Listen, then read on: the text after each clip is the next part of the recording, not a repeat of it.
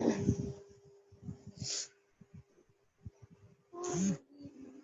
morning, sir. Good morning.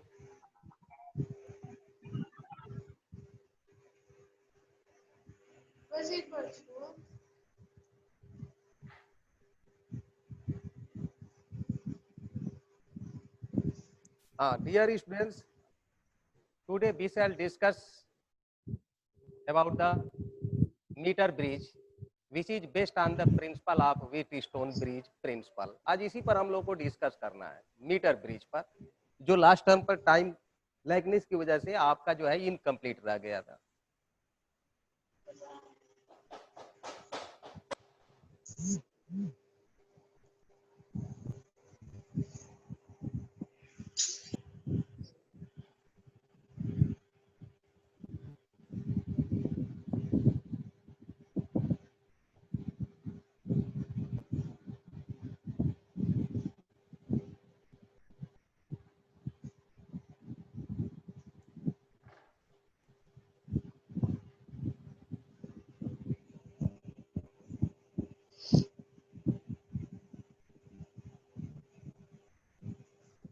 Metre bridge, ये topic है metre bridge.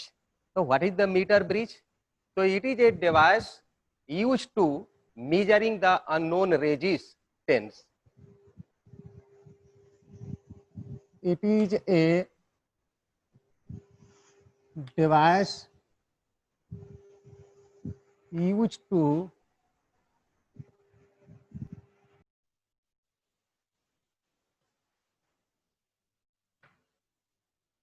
measuring the unknown resistance. यह है आपका metre bridge. It is a device used to measuring the unknown resistance. अगर पूछा जाए कि व्हाट इज द प्रिंसिपल, तो प्रिंसिपल में आप नोट करेंगे it is based on the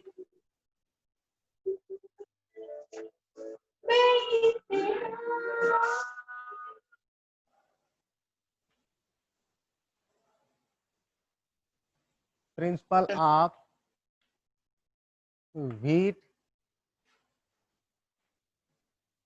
Wheatstone bridge. ये हो गया आपका principle. It is based on the principle of Wheatstone bridge. Third step, construction.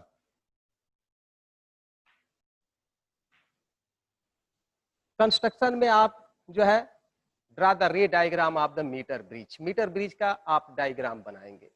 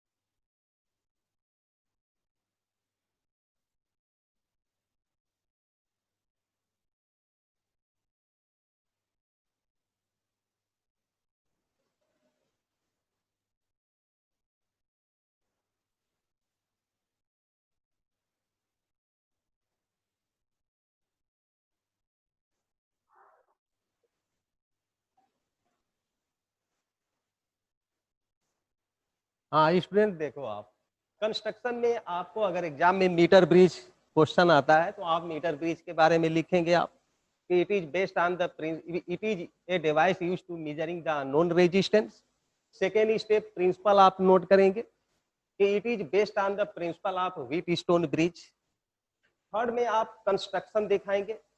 Construction को नोट नहीं करना है, कंस्ट्रक्शन के बारे में आप कुछ नहीं लिखेंगे, लेकिन मालूम होना चाहिए आपको। ये इसका जो कंस्ट्रक्शन है, इसमें copper strip, two copper strip होता है जो एल शेप का है, एक राइट साइड और एक आपका लेफ्ट साइड है। दो हमने लिया है, एक राइट साइड और एक लेफ्ट साइड, एल आकार का ये कापर स्ट्रिप है। कापर स्ट्रिप जो 90 डिग्री पर बेंट होता है। इन दोनों कापर स्ट्रिप के बीच में एक वायर ए बी को हम ज्वाइंट कर देते हैं, जिसका length 1 metre is equal to 100 centimetre होता है। ये वायर मेड ऑफ मैग्नीन और कांस्टेंट का बना होता है, जो हम ए और बी के बीच इसको फिक्स कर देते हैं। इस वायर के नीचे एक आपका मीटर स्केल लगा होता है। ए और बी को हम सेल के पॉजिटिव यानी सेल और की से ऐड करके हम बी से ऐड कर देते हैं। उसके बाद एक रेजिस्टेंस बॉक्स हम लेते हैं जो नॉन रेजिस्टेंस का काम करता है। उस रेजिस्टेंस बॉक्स को लेफ्ट साइड के कापर स्ट्रिप और मिडिल कापर स्ट्रिप के बीच में ऐड कर देते हैं, जिसको हम आर से डिनोट किए हैं। जिस अननोन रेजिस्टेंस का वैल्यू फाइंड आउट करना होता है, उस अननोन रेजिस्टेंस को राइट साइड के copper strip and middle strip के बीच में हम ज्वाइन कर देते हैं, जिसको हमने यस से डिनोट किया है। मिडिल कापर स्ट्रिप के बीच एक गैल्वेनोमीटर को ऐड कर देते हैं और इस गैल्वेनोमीटर का रिलेशन जाकी से कर देते हैं। ये जाकी जो है इस वायर ए बी पर स्लाइड कर सकता है। स्लाइड का मतलब कि आप you can move to and fro, आप इसको टू एंड फ्रो मूव करा सकते हैं। तो ये कंस्ट्रक्शन है आपका। तो एग्जाम में आप केवल जो है ये डायग्राम आप बना देंगे, इसके बारे में कुछ नहीं लिखेंगे आप।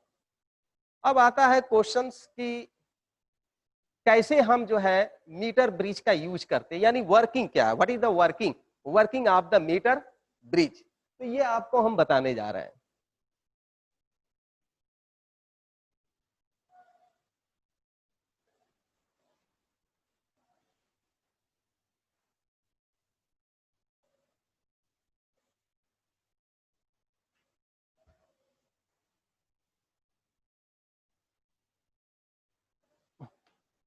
वर्किंग, तो अब ये देखिए कि वर्किंग इसका क्या है, किस तरीके से ये वर्क करता है आपका।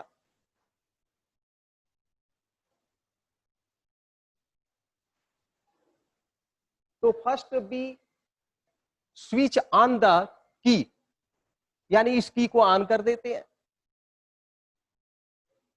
यानी be switch the key and then the electric current flow from the cell into the wire from A to B, यानी ए से बी की तरफ करंट का फ्लो हो जाता है।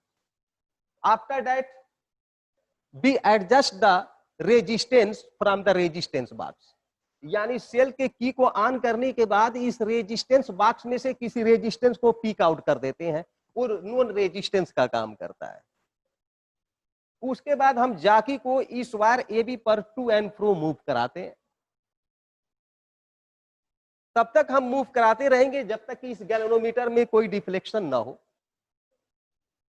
जाकी को इस वायर के जिस पॉइंट पर रखने पर गैल्वेनोमीटर में डिफ्लेक्शन नहीं होगा,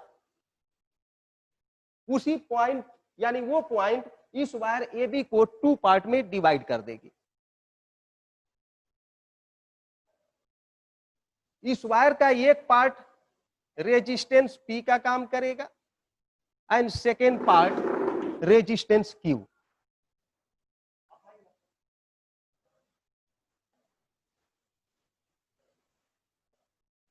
रेजिस्टेंस क्यू का काम करेगा and after that to use the principle of Wheatstone bridge we find the unknown resistance yes. ये है आपका वर्किंग। फिर से एक बार आप सुन लीजिए। First B put on the switch, then the electric current flow from the cell into the wire AB from A to B, and after that we adjust the resistance from the resistance box and to move the jockey on the wire AB.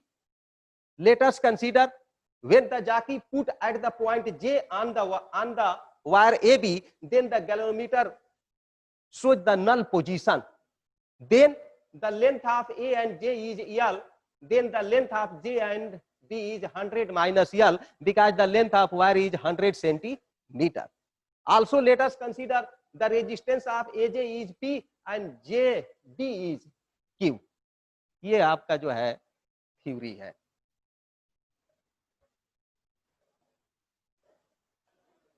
जब theory complete होगा तो आप कैसे calculate करेंगे, अब यहां से formula आपका शुरू होगा. वर्किंग के बाद नीचे आपका स्टेप क्या होगा, हम सपोज कर लेते हैं.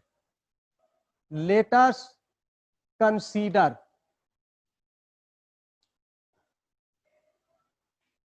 resistance of per unit. Let us consider resistance of per unit length of wire B small r. हमने लेटस कंसीडर कर लिया. Let's consider resistance of per unit length of wire be small r, यानी इस wire के per unit length का resistance हमने r suppose कर लिया. तो आप बात बताओ कि जब हमने जाकी को जे पर रखा है तो गैल्वेनोमीटर नल पोजीशन शो कर रहा है, तो ये ए और जे के लेंथ को हमने यल मान लिया और जे और बी के लेंथ को हम 100 माइनस यल ले लिया, क्योंकि इस पूरे वायर का लेंथ ए बी जो है 100 सेंटीमीटर है और ए और जे का लेंथ, एल लेंथ का resistance P and J and B length का रेजिस्टेंस हमने क्यू सपोज कर लिया. तो अब आता है कि ए से लेकर के जे तक का जो लेंथ हमने यल माना है और इसका रेजिस्टेंस हमने पी माना है, तो इसका वैल्यू क्या होगा पी का, क्योंकि पी जो है पूरा कंप्लीट ए एंड जे के का जो है यल लेंथ का रेजिस्टेंस है, जबकि हमने पर यूनिट लेंथ का रेजिस्टेंस स्मॉल आर सपोज किया है. तो पर यूनिट लेंथ का रेजिस्टेंस जब स्मॉल आर है तो यल लेंथ का रेजिस्टेंस होगा यल एन आर और वो एल आर होगा आपका पी का वैल्यू. क्या होगा पी का वैल्यू. इसका मतलब कि P इज इक्वल टू हो गया आपका यल इंटू आर. साथ ही साथ आपको मालूम होना चाहिए कि J एंड B के बीच के रेजिस्टेंस को हमने क्यों सपोज किया और इसका लेंथ है 100 माइनस यल. तो पर यूनिट लेंथ का रेजिस्टेंस जब स्मॉल आर है तो 100 माइनस यल लेंथ का रेजिस्टेंस हो जाएगा आपका 100 minus l into small r हो जाएगा. ये हो जाएगा. अब इसको डिवाइड कर दीजिए आप. P बाई क्यू, आप P बाई क्यू का वैल्यू निकालिए. तब P by Q is equal to l R upon 100 minus l into R. R से आर कैंसिल, आर से आर कैंसिल हो गया. तब P upon Q is equal to l upon 100 minus l. और आप व्हीट स्टोन ब्रिज का principle आपने study किया है कि P by Q is equal to R by S, या it means P by Q is equal to R by S. P by Q का value l upon 100 minus l is equal to R by S. यहां से cross multiply आप करेंगे, yes into l बराबर R 100 minus l into R. S का value find out करेंगे आप 100 minus l into R upon l. क्या आपने देखा, S is equal to 100 minus l upon l into R. We can get a formula to measuring the unknown resistance with the help of the meter bridge. S is equal to 100 minus L upon L into R. ये formula हुआ आपका. तो इस तरीके से आपका exam में अगर मीटर ब्रिज पूछता है तो आप इस स्टेप वाइज यहां तक सॉल्व करेंगे और लिखेंगे कि with the help of this formula we can calculate the unknown resistance. आपका खत्म हो गया. Hello, Yes, sir. कोई doubt? sir. No, No, sir. No, sir. तो ये मैंने आपको मीटर ब्रिज बताया। ये आपका एक्सपेरिमेंट है जो हर साल एनुअल एग्जाम में प्रैक्टिकल में आप लोग को दिया जाता है।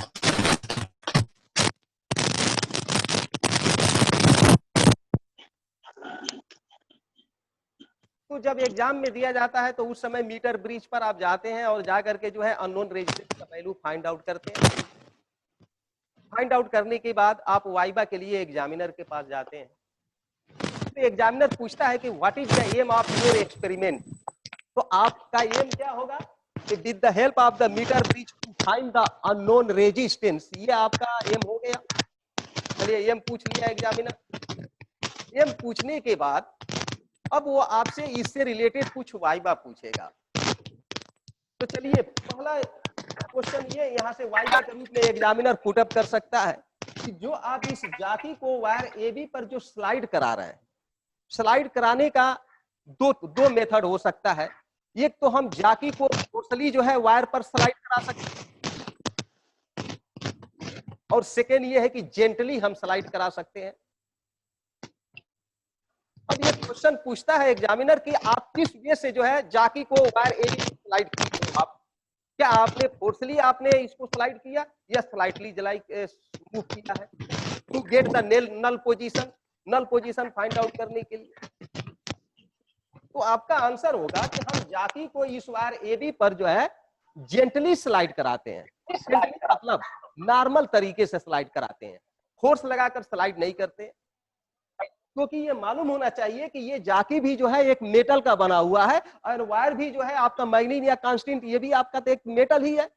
और जानते हैं कि जब जाकी को इस वायर एबी पर फोर्सली आप स्लाइड कराएंगे तो ये आपका वायर जो है इस जाकी की सहायता से जो है घिसने की, यानी कहने का मतलब कि जब फोर्सली स्लाइड करा देंगे तो जो वायर का क्रॉस सेक्शन एरिया है वो हर जगह इक्वल नहीं रहेगा, बल्कि उसमें चेंजिंग आना शुरू हो जाएगा अगर हम उसको फोर्सली स्लाइड कराते हैं।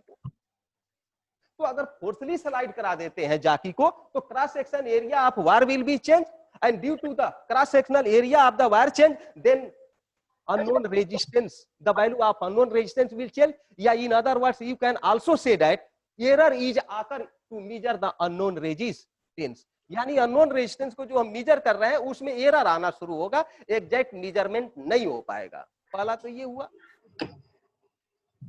कि हम जो है इस जाकी को वायर पर जो है जेंटली स्लाइड कराते हैं ताकि इसका क्रॉस सेक्शनल एरिया जो है हर जगह सेम रहे। पहला स्टेप ये हो गया। दूसरा ये है, इस पर जो वाइवा आपसे पूछा जाएगा कि जब हम एक्सपेरिमेंट करते हैं तो एटलीस्ट 3 रीडिंग निकालते हैं, कम से कम 3 रीडिंग लेते हैं और तीनों रीडिंग का लास्ट में ले जाकर के हम मीन निकालते हैं। वो मीन ही जो है एग्जैक्ट अननोन रेजिस्टेंस का वैल्यू होता है। तो अब क्वेश्चन ये होता है कि इस एपरेटस पर मान लीजिए कि आपने 20 मिनट 30 मिनट आपने वर्क किया 3 रीडिंग लेने के लिए, तो क्या आपने कंटिन्यूअस स्केल से करंट आपने वायर एबी में फ्लो कराया या ब्रेक करके करंट को फ्लो कराया? यानी इस सेल से करंट वायर एबी में कंटिन्यूअस 3 रीडिंग लेने के लिए आपने कंटिन्यूअस करंट को फ्लो कराया या फर्स्ट रीडिंग जब आपको मिल गया तो करंट को ऑफ कर दिया, फिर जब सेकेंड रीडिंग लेना था तो आपने क्या कर दिया, स्विच को ऑन कर दिया, फिर जब सेकेंड रीडिंग मिल गया तो फिर इसको ऑफ कर दिया आपने, फिर जब थर्ड रीडिंग मतलब रीडिंग आपको नोट करने की जरूरत पड़ी तो उस समय आपने फिर इसको ऑन कर दिया। क्या इस तरीके से आपने इसमें करंट को फ्लो कराया ब्रेक करके? Yes sir. या यस सर। कंटिन्यूअस इसमें करंट को फ्लो कराया आपने 3 रीडिंग लेने के लिए? ये एक क्वेश्चन पुट अप होता है। तो आपने पढ़ा होगा कि जो वायर है ये वायर एबी है, इसका निश्चित है कि रेजिस्टेंस काम करेगा। जब यहाँ से आपका करंट का फ्लो होगा इस वायर में तो उस करंट के लिए ये वायर ऑब्स्टकल का काम करेगा और आप जानते हैं कि उस ऑब्स्टकल के अगेंस्ट करंट को मूव करने के लिए यानी चार्ज को मूव करने के लिए वर्क करना पड़ता है और जो वर्क करेगा वो वर्क एनर्जी में क्या हो जाएगा, कंजर्व होगा। तो कंटिन्यूअस अगर सेल से करंट इस वायर एबी में फ्लो करा देते हैं So the electrical energy conserved into the heat energy and due to heat energy the length of wire will be increased. यानी इस वायर का लेंथ इंक्रीज हो जाएगा और जब लेंथ का वायर इंक्रीज हो जाएगा तो उस समय जब इस फार्मूले से अननोन रेजिस्टेंस का वैल्यू जब फाइंड आउट करेंगे मेजर करेंगे तो उसमें एरर आ जाएगा। क्या आ जाएगा? एरर। इसलिए आपको ये अटेंशन रखना पड़ेगा कि जब भी आप जो है मीटर ब्रिज पर जब एक्सपेरिमेंट कर रहे हैं तो फर्स्ट रीडिंग जब कंप्लीट हो गया तो स्विच को ऑफ कर दीजिए, फिर जब सेकेंड रीडिंग लेना हो तो फिर आप जो है करंट को फ्लो कराएं, फिर जब सेकेंड रीडिंग मिल गया तो आप ऑफ कर दीजिए, फिर थर्ड रीडिंग लेना हो तो फिर करंट को फ्लो कराइए। इस तरीके से ब्रेक करके करंट को फ्लो कराना चाहिए, कंटिन्यूअस करंट को फ्लो नहीं कराना चाहिए। तो अगर एग्जामिनर पूछता है कि with the help of to measure the unknown resistance of the meter bridge, then you can get the two or three or more than three reading, then you can continuous flow the current from the cell into the wire AB or break. तो आप answer दोगे कि no, we cannot flow the electric current from the cell into the wire AB continuous. By the way, if we flow the current continuous from the cell to the wire, then electric energy conserved into the heat energy, and due to heat energy, the length of wire AB is increased due to the linear expansion. In this way, to measure the unknown resistance, the error is occurs. यानी उसमें error आकर आ जाएगा। इसलिए हम current को यानी reading को major करते समय करंट को हम स्टेप वाइज यानी ब्रेक करके करंट को फ्लो कराते हैं। ये आपका कुछ वाइवा है जो एग्जामिनर फ्रीक्वेंटली इससे रिलेटेड आपसे वाइवा पूछता है। तो ये मैंने आपको बताया। एक तो ये मेथड है जो हमने यहाँ से जो मैंने निकाला है कि यहाँ से मैंने कैलकुलेशन करके ये निकाला है। आप चाहोगे तो इस मेथड को चेंज भी कर सकते हैं। चलिए एक दूसरा मेथड इसी पर बता रहे हैं जो आपको इजी लगेगा, उस तरह से आप सॉल्व करोगे। वर्किंग में ही आपको बताएंगे, बाकी सेम है आपका। अब जो है आप चाहेंगे तो वर्किंग को इस तरीके से भी आप नोट कर सकते हैं। आपने स्टडी किया होगा कि एक फार्मूला आपको मैंने डिराइव कराया था, बताया था कि on what factor resistance of a conductor depends. तो मैंने बताया था resistance of conductor is depend on the length also cross length और एरिया और उन सबको कंबाइन करने के बाद एक फार्मूला मैंने फाइंड आउट किया था R is equal to rho l by A, where l is the length of the wire and A is the cross sectional area and rho is the specific resistance. तो आप चाहोगे तो उस फार्मूले का भी यूज कर सकते हो। Since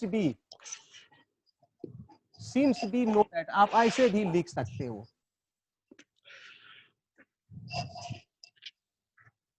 R is equal to row L upon ए, ये फार्मूला आप लोगों ने पढ़ा है। तो आप बताइए कि जब ए और जे के बीच का जब लेंथ यल माने हैं और इसका रेजिस्टेंस क्या है P है और cross sectional area of wire A जो हर जगह इक्वल होगा, तो इस फार्मूले से अगर यल लेंथ का हम रेजिस्टेंस निकालें तो यल लेंथ का रेजिस्टेंस R की जगह पर हम P लिखेंगे, रो की जगह रो, यल की जगह यल और ए की जगह आपका ए रहेगा। इक्वेशन नंबर फर्स्ट दे दीजिए। फिर जो है J और B के बीच का लेंथ 100 माइनस यल है और इसका हमने रेजिस्टेंस Q माना है, तो इसी फार्मूले में R की जगह हम Q रख देंगे, रो की जगह रो और यल की जगह हो जाएगा 100 minus l upon A. Equation number 2। अब जो है हम फर्स्ट में सेकंड से डिवाइड कर देते हैं। First divided by second. अगर फर्स्ट में हम सेकंड से डिवाइड करते हैं तो रो से रो कैंसिल हो जाएगा और ए से ए कैंसिल हो जाएगा। इसका मतलब कि P upon Q is equal to हो जाएगा। फिर यही स्टेप आ जाएगा कि जब फर्स्ट में आप सेकंड से डिवाइड करेंगे तो P अपान Q लिखे हैं इज इक्वल टू रो से रो कैंसिल, ए से ए कैंसिल, तो फिर आ गया यल अपान 100 माइनस यल और फिर यहाँ से सॉल्व करके आप यहाँ पर पहुंच जाइए। तो आप ऐसे भी जो है फार्मूले मतलब कि वर्किंग में फार्मूले को नोट कर सकते हैं। तो ये स्टेप था। वैसे मीटर ब्रिज पर फ्रीक्वेंटली एग्जाम में न्यूमेरिकल्स भी आपसे पूछता है, तो मैंने मीटर ब्रिज आपको बता दिया। आइए इस पर न्यूमेरिकल डिस्कस किया जाए। कि किस तरीके से आपसे एग्जाम में न्यूमेरिकल पूछा जाता है और किस तरीके से आप सॉल्व करेंगे।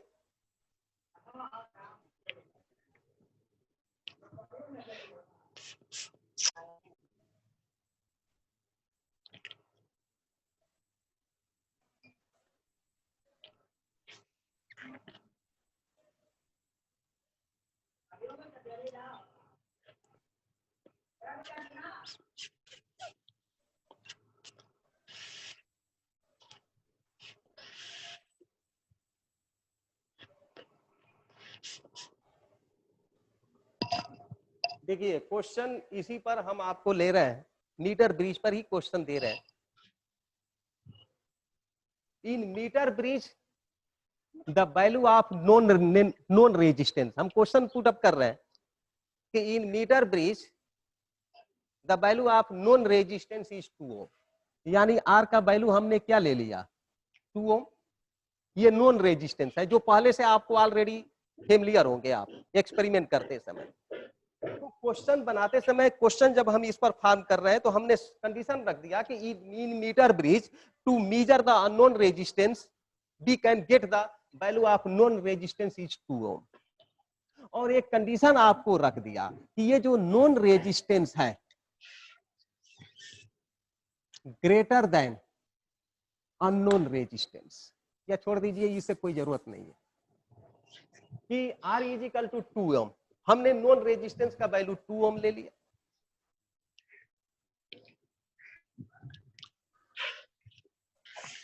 अब क्वेश्चन ये आता है कि जब जाकी को इस वायर एबी के पॉइंट जे पर हम पुट अप कर देते हैं तो नल पोजीशन मिलता है, या ये भी कह सकते हैं कि वायर इस पोटेंशियोमीटर के वायर ए से यल लेंथ पर नल पोजीशन फाइंड आउट होती है। इसका मतलब कि यल लेंथ पर हमको नल पोजीशन फाइंड आउट हो रहा है। तो जब यल लेंथ पर नल पोजीशन फाइंड आउट हो रहा है तो फिर ये तो आपका लेंथ 100 माइनस यल होगा, तो इसका यूज नहीं करना है। केवल ये क्वेश्चन में दिया जाएगा कि अगर ए से यल लेंथ पर नल पोजीशन फाइंड आउट होता है तो अभी जो फार्मूला आपको मैंने बताया था S is equal to 100 minus l upon l I into R, ये फार्मूला आपको हमने भी बताया है। तो आप बताइए कि जब नॉन रेजिस्टेंस का वैल्यू हमने 2 ओम लिया और बता रहे हैं कि जब जाकी को हमने इस वायर एबी के जे पर रखा, यानी ए से यल लेंथ पर हमको नल पोजीशन फाइंड आउट हो गया, तो फिर अननोन रेजिस्टेंस फाइंड आउट करने के लिए उस फार्मूले का यूज करेंगे। यल की जगह यल हो गया, आर की जगह आर का वैल्यू पुट अप कर देंगे। तो ये तो इक्वेशन आपका क्वेश्चन पर ये बनेगा। फिर क्वेश्चन में हम और ऐड कर दे रहे हैं, और ऐड क्या कर रहे हैं कि ध्यान से देखिए, जब ये मीटर ब्रिज बैलेंस कंडीशंस में पहुंच गया है तो उस समय रेजिस्टेंस बॉक्स और इस अननोन रेजिस्टेंस को हमने इंटरचेंज कर दिया, यानी आर को उठा करके यहां ऐड कर दिया और यस को यहां पर ऐड कर दिया। उस समय एक्सपेरिमेंट करते समय ये देखा गया, या क्वेश्चन में ये आपको दिया जा रहा है कि जब आर और यस को इंटरचेंज कर देते हैं तो पहले यल लेंथ पर जो नल पोजीशन फाइंड आउट होता था अब वो 20 सेंटीमीटर माइग्रेट कर जा रहा है। इस पॉइंट को ध्यान से देखिए, जब आर और यस को हम इंटरचेंज कर दे रहे हैं तो पहले यल लेंथ पर जो नल पोजीशन फाइंड आउट होता था अब वो आपका नल पोजीशन ए से 20 सेंटीमीटर आगे डिस्प्लेस्ड हो जाता है, यानी अब नल पोजीशन यल प्लस 20 सेंटीमीटर पर फाइंड आउट होता है। ये क्लियर हो रही है स्टेप, हम क्या कहना चाहते हैं? हेलो, एक्सक्यूज मी सर, नल पोजीशन क्या चीज सर, नल पोजीशन क्या होता है? नल पोजीशन मींस जिस समय गैल्वेनोमीटर में कोई करंट का फ्लो नहीं होता है। जब करंट का फ्लो नहीं होगा गैल्वेनोमीटर में तो वही नल पोजीशन है। ठीक है, हम ये कह रहे हैं कि जब हमने फर्स्ट कंडीशन में जाकी को जे पर रखा है तो ये से यल लेंथ पर नल पोजीशन मिला, यानी गैल्वेनोमीटर में कोई डिफ्लेक्शन नहीं हो रहा। तो इस अननोन रेजिस्टेंस के वैल्यू को फाइंड आउट करने के लिए उस फार्मूले को लेकर चले आइए जो अभी हमने प्रूफ किया था। ये हमारा फार्मूला हो गया, क्योंकि तो यल लेंथ पर आपका नल पोजीशन फाइंड आउट हो रहा है। इक्वेशन फर्स्ट का नाम दे दिया हमने।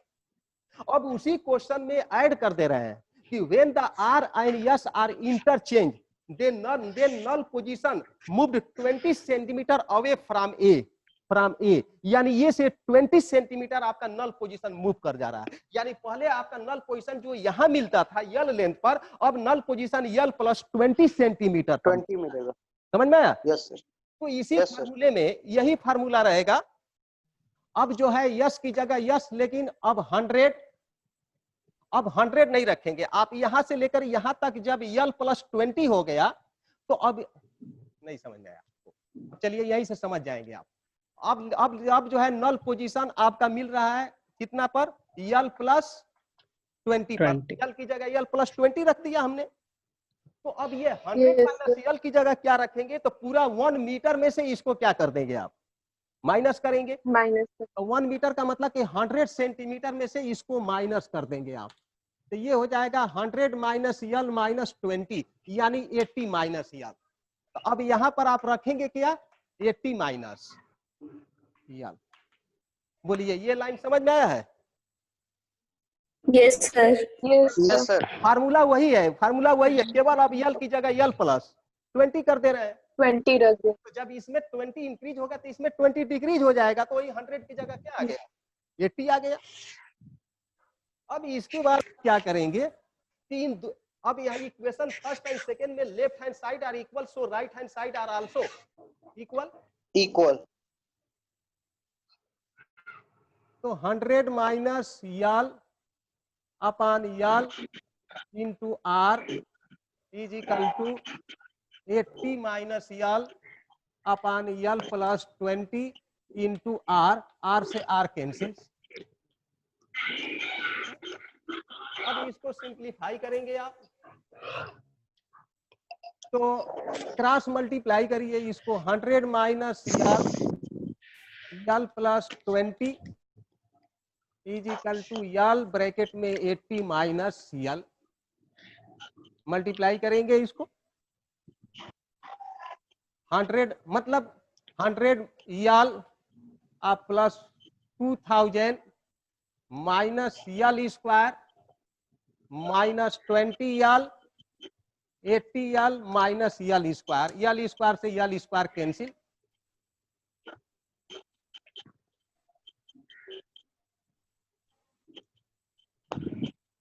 माइनस यल स्क्वायर और माइनस 20 यल। अब इसको सिंप्लीफाई करिए, 100 यल और ये 80 यल और ये 20 यल है। तो अब सिंप्लीफाई करते हैं इसको, तो 100 यल में से पूरा कट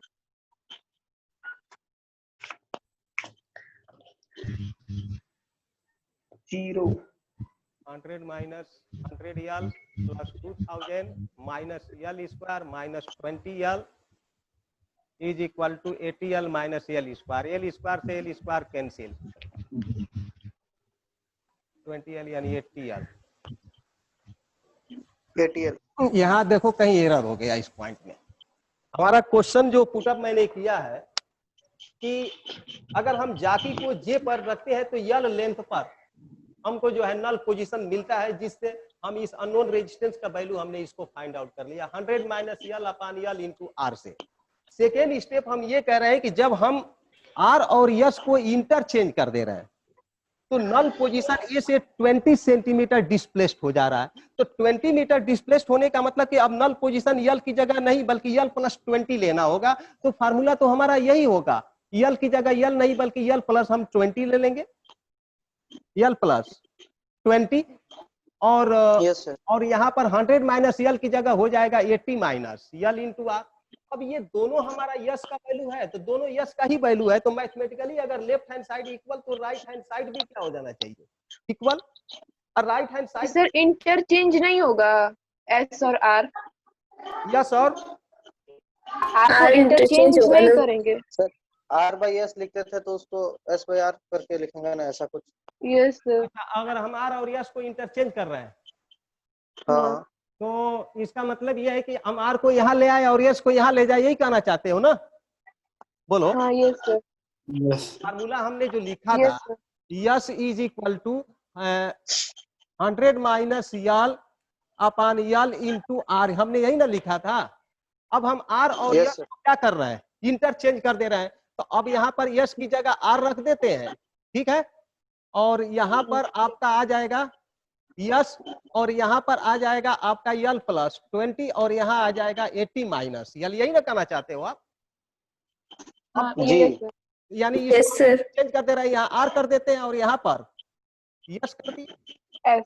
अब बताओ कि यहाँ से हम यस का वैल्यू निकाल दें या हाँ, इस आर के वैल्यू को इसमें ले जाकर क्या कर दें हम?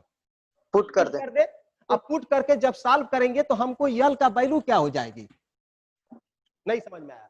इस मिल आर गया। के वैल्यू को, जब इस आर के वैल्यू को यहाँ पर रखोगे तो यस से यस तो कैंसिल हो जाएगा। तो कैंसिल हो गया तो पूरा सिंप्लीफिकेशन करने पर हमको लेंथ का वैल्यू क्या हो जाएगा? फाइंड आउट हो जाएगा। जब लेंथ का value find out, yes sir. फिर इक्वेशन फर्स्ट में आ जाओ, लेंथ की जगह लेंथ का वैल्यू और आर की जगह 2 ओम का वैल्यू रख दो, तो बताओ कि अननोन रेजिस्टेंस का वैल्यू नहीं फाइंड आउट हो जाएगा? बता रही है समझ में? जी सर, आ रही है बिल्कुल। हम आर और यस को जब इंटरचेंज कर दे रहे हैं तो यस आर की जगह आर यस की जगह आ गया। और हम पहले जो है यल लेंथ पर आपका जो है नल पोजीशन मिलता था, तो अब यल प्लस 20 पर मिल जाएगा, तो ऊपर हो जाएगा 100 माइनस यल की जगह 80 माइनस यल हो गया। यहाँ से आर के वैल्यू को इक्वेशन फर्स्ट में पुट कर दो। जब पुट कर दोगे आप तो आपका यस से यस कैंसिल हो जाएगा इस तरीके से। S is equal to 100 minus l upon l, I into R की जगह इसको पुट कर दो आप 80 minus l upon l plus 20 I into S. आप बताओ कहीं यस से यस क्या हो गया? कट गया। अब यहाँ से यस सर। क्रॉस मल्टीप्लाई करके सॉल्व करेंगे तो लेंथ का वैल्यू नहीं निकल जाएगा। और जब लेंथ का value Yes, sir. Find out हो गया तो लेंथ ला करके लेंथ की जगह लेंथ का वैल्यू रख दो और आर की जगह 2 ओम का वैल्यू रख दो, तो अननोन रेजिस्टेंस यस का वैल्यू क्या हो जाएगा? फाइंड आउट हो जाएगा। तो ये आपका मैंने एग्जांपल दिया, बहुत सारे बुक में एग्जांपल्स दिया हुआ है। चलिए फिर नेक्स्ट आपको जो है कल भी इस पर आपसे न्यूमेरिकल जो है आपको हम डिस्कस करेंगे। एक और आपको न्यूमेरिकल सॉल्व करा सकते हैं। तो फ्रीक्वेंटली जो है कई बार एनुअल एग्जाम में भी मीटर ब्रिज पर आपसे न्यूमेरिकल पूछ देता है, तो न्यूमेरिकल सॉल्व करने के लिए आप प्रैक्टिस कर लीजिएगा। इंपॉर्टेंट आर्टिकल्स है और फ्रीक्वेंटली प्रैक्टिकल में तो आना ही है, साथ ही साथ एनुअल एग्जाम में या तो मीटर ब्रिज का थ्योरी पूछ देता है, नहीं तो फिर मीटर ब्रिज पर एक न्यूमेरिकल प्रॉब्लम, तो इस पर आपको सॉल्व करना है। ये metre bridge, okay sir. Metre bridge पर और भी प्रॉब्लम बनते हैं और भी न्यूमेरिकल्स आते हैं। तो अब न्यूमेरिकल्स के लिए आपको जो है फिर हम नेक्स्ट देखते हैं, आपको न्यूमेरिकल्स बताते हैं। अगर न्यूमेरिकल बताना होगा तो न्यूमेरिकल बताएंगे, नहीं तो फिर आपका स्टार्ट होगा पोटेंशियो। ठीक है, आप अपने बुक से न्यूमेरिकल सॉल्व कर लीजिएगा, नहीं तो अगर हम बुक लाते हैं तो उसमें से एक दो और न्यूमेरिकल्स आपको हम सॉल्व करा देंगे। टाइम अब रनिंग टाइम है, आपका टाइम कम है, इसलिए हम न्यू टॉपिक या न्यू आपका क्वेश्चन अगर स्टार्ट करते हैं तो फिर आपका बीच में ब्रेक हो जाएगा। तो फिर नेक्स्ट हम लोग जो है कल जो है डिस्कस करते हैं न्यूमेरिकल्स या फिर पोटेंशियो। और कोई डाउट किसी को? No sir. कोई डाउट नहीं है। तो देखिए आपका ये टॉपिक चल रहा है, बहुत ही इंपॉर्टेंस है और सबसे बड़ी बात यह है कि ये न्यूमेरिकली बेस्ड चैप्टर है।